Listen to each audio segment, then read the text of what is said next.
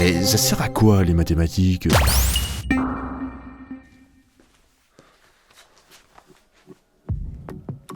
Allô?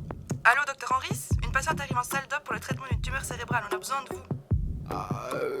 Mais c'est mon premier jour, moi je... On vous attend dans 2 minutes dans la salle 2. Ok, j'arrive.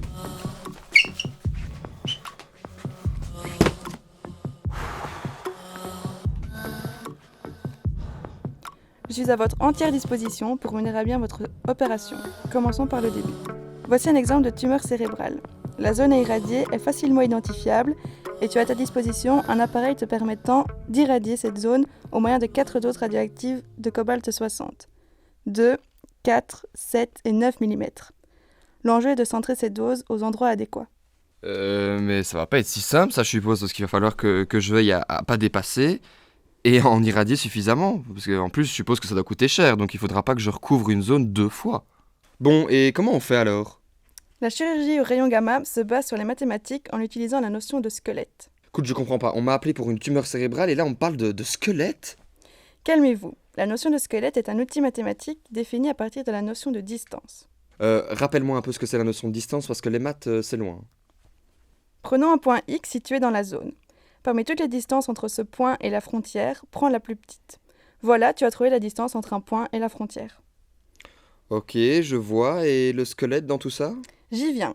Si tu peux trouver 2 points de la frontière situés à cette distance-là, cela signifie que ce point appartient au squelette. Et donc, si je comprends bien, c'est en ces points que je vais devoir mettre les différentes doses. Et il y a vraiment qu'en médecine qu'on utilise cette notion de squelette? Non, détrompez-vous. Cet outil intervient dans de nombreux domaines. Pense aux traits sur les feuilles d'arbres, ou encore cet outil permet de classer les nombreuses espèces végétales et animales. Et je dois en mettre combien les doses? Je suppose que je vais devoir pas irradier toute la zone quand même. Les zones à proximité vont être aussi irradiées. Vous avez parfaitement raison, docteur. Et c'est pourquoi nous allons appliquer le même processus sur une zone de plus en plus petite. Nous nous arrêterons lorsque la proportion de zones irradiées est suffisamment grande. Ok, et le processus, il consiste en quoi? À chaque étape, nous allons appliquer la dose radioactive optimale centrée sur le squelette. Ensuite, la zone irradiée est supprimée de la zone à traiter et cette nouvelle zone est traitée de la même manière.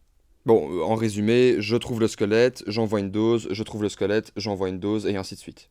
Vous avez tout compris, vous voilà prêt pour votre opération. Hein, quoi? Prêt pour une opération? Mais absolument pas, c'est de la théorie tout ça, j'ai jamais fait de pratique moi.